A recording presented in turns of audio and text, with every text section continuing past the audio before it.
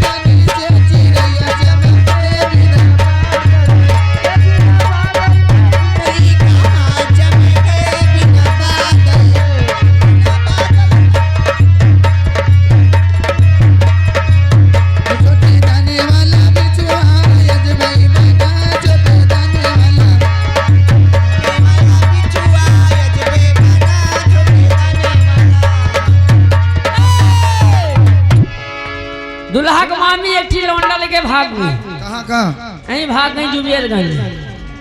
ये भाग गई 20-10 रुपए का पुरस्कार आप दुल्हा के। अरे दुल्हा क्या मामी के हाल चमके दोनों बाल चमके उनकी चोली के नीचे या मार चमके बिना बादल के बिजली कहाँ चमके बिना बादल।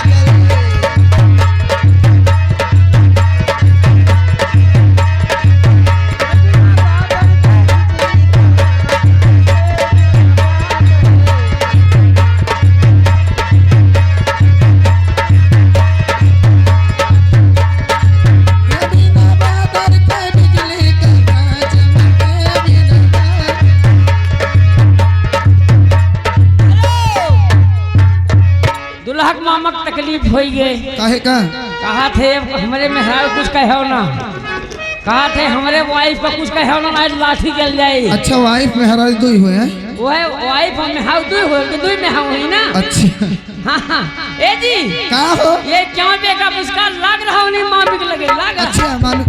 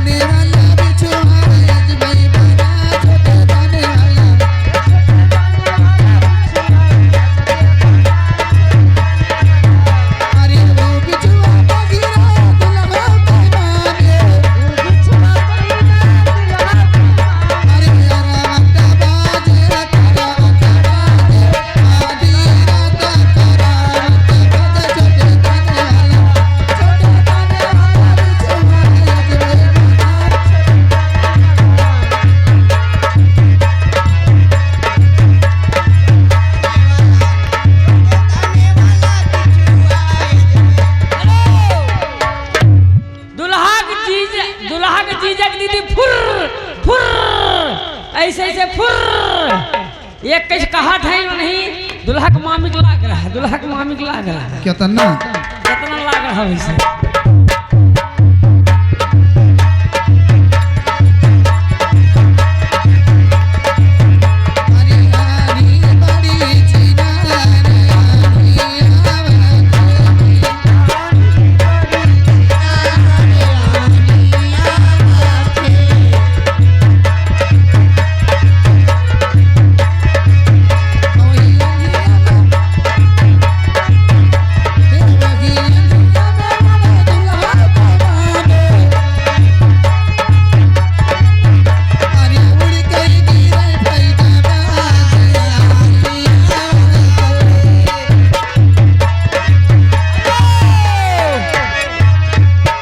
दुल्हा की दीदी कहा दिन हम ना गरिया आया।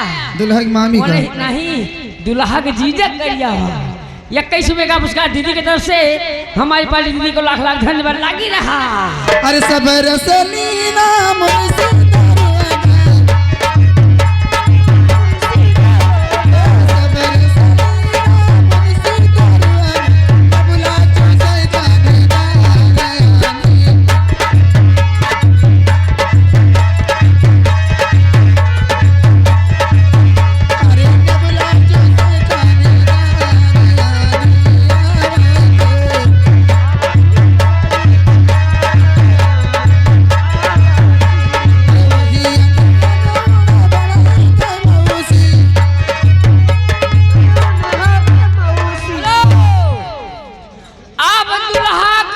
बुआ फुर फुर।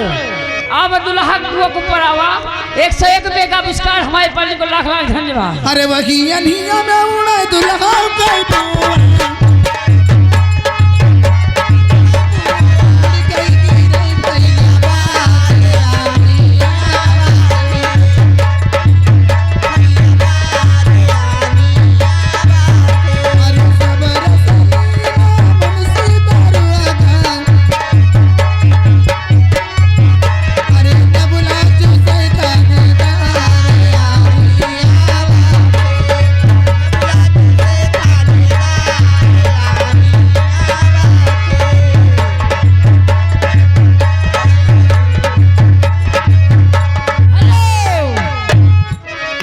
छोटकी मामी। अरे दादा रे दादा, रात भर रजाई सोई नहीं।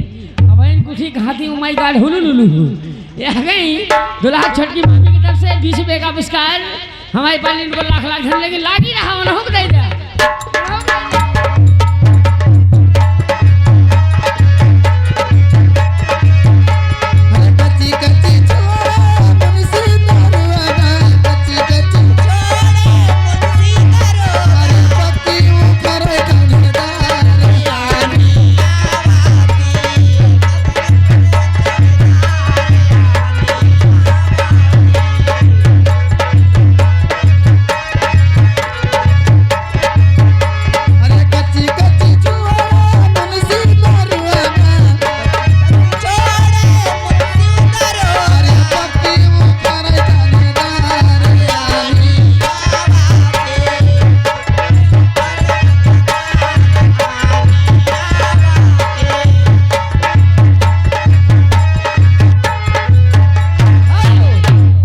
दुल्हा पर के मकतर से 10 रुपये का पुरस्कार कहा थे इन दुल्हा के मामी करियावा।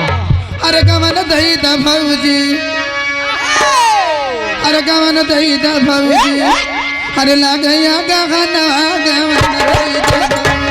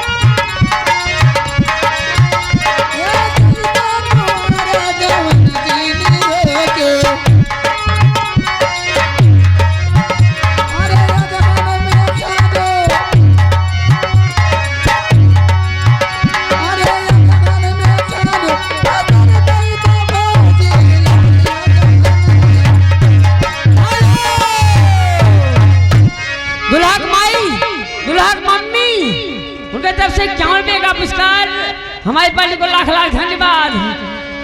हे